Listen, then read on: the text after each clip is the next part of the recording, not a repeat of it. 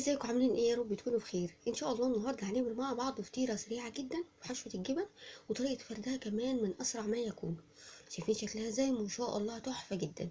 قبل ما نبدا الفيديو، لو بتشوفوني اول مره، انا ام رودي، دي قناتي ام رودي في المطبخ. انزلوا حطوا لايك واشتراك في القناه وفعلوا زر التنبيهات عشان يوصل لكم كل جديد انا بنزله على القناه. بسم الله ونصلي على الرسول عليه افضل الصلاه والسلام، ونبدا الفيديو بتاعنا ونشوف عملنا الفطيره القمر دي ازاي. يلا بينا. بسم الله يا حبايبي، ونبدأ ونشوف هنحتاج ايه في عجينة الفطير بتاعي النهاردة. عندي كيلو من الدقيق ورشة من الملح ومعلقة صغيرة من السكر. نقلب الدقيق والسكر والملح كويس مع بعض، وكمان هنبتدي نعجن بكوباية مية دافية. مش هديكي مقدار للسوائل، لان على حسب ما الدقيق يشرب او حسب احتياج الدقيق للسوائل. في دقيق بيشرب مية كتير وفي دقيق لا. تمام. افضل تضيف حبة حبة كده من المية لحد ما العجينة تظبط معايا. طبعا احنا عارفين عجينة الفطير بتاخد عجن كتير، يعني من 10 دقايق لربع ساعة عجن متواصل. تمام. لو عندك عجان مش هيقول لا طبعا اشتغلي بالعجان، لو ما عندكيش اشتغلي بايدي. انا عندي عجان بس انا بحب اشتغل المعجنات بايدي.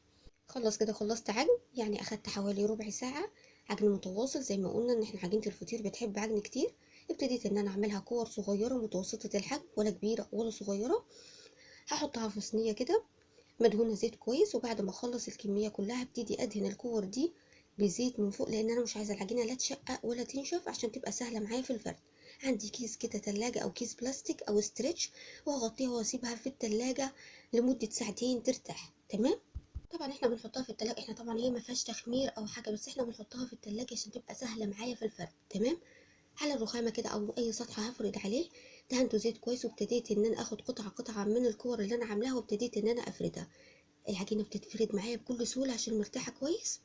بعد ما فردتها جبت صينية مدهونة زيت كويس، وابتديت ان انا احط فيها ايه، القطعة بتاعت العجين او الفطير اللي انا فردتها. تمام.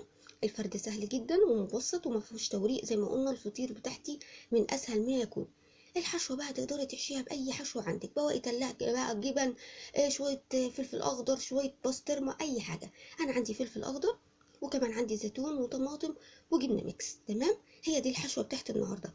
انت بقى يعني ابدعي في الحشوة الموجودة عندك، أي حاجة عايزة تستعمليها في الفطيرة النهاردة مش هتقول لا. تمام. ابتديت بقى احط الطماطم واحط الجبنه، وايه، يعني الحشوه مش هحاول ان انا اوصلها للاطراف، يعني الحشوه تبقى في النص عشان نعرف نقفل الفطيره، مش هنوصلها للاطراف. خلاص كده اخدت واحده تانية كده من الفطيره وابتديت ان انا افردها نفس الفرده بتاعت الفطيره الاولى، يعني هي سهله كمان في الفرد. مش هنعمل النهارده زي ما قلنا الفطير بتاعنا سريع جدا، يعني مفهوش توريق ومفهوش فرد كتير. هي واحده فوق وواحده من تحت وخلاص كده، والفطيره بتاعتي بتكون جاهزه سريعه جدا. ابتديت بقى اخد القطعه وحطيتها من فوق، ابتديت ان انا اقفل التقفيله بتاعتي، اقفل كويس عشان ما تتفتحش معايا في الفرن. نفس الحشوه اللي انا حشيت بيها هضيفها من فوق كده، طماطم، فلفل اخضر، وكمان زيتون. هي الحشوه طبعا اللي حشينا بيها الفطيره، بس هنشيل الجبنه على جنب. مش هنضيف الجبنه خالص لحد ما الفطيره بتاعتي تاخد لون ذهبي من تحت، لان انا مش عايزه الجبنه تاخد لون سريع وتنشف معايا، والجبنه عندي ما نشفت مش هتمط. نشغل الفرن بقى على درجه حراره عاليه، ونحط صينيه الفطير بتاعتي على درجه حراره. طبعا الفطير بيحب يدخل على درجه حراره عاليه عشان يبقى طري معايا. مشغله فوق وتحت طبعا، واول ما اخدت لون من تحت طلعتها كده، ضفت الجبنه واحطها بقى تاخد لون ذهبي من فوق والجبنه تسيح. وده بقى بيكون الشكل النهائي للفطير بتاعي بعد ما خرج من الفرن. شايفين شكله ازاي؟ ما شاء الله تحفه، يفتح النفس. فطير سريع ما خدش وقت خالص، تقدري تعمليه في اي وقت.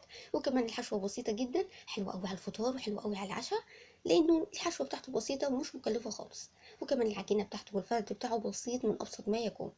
بتمنى النهارده طريقه الفطير تكون عجبتكم. لو عجبتكم بقى متنسوش اللايك والاشتراك. استودعكم الله، والسلام عليكم ورحمه الله وبركاته.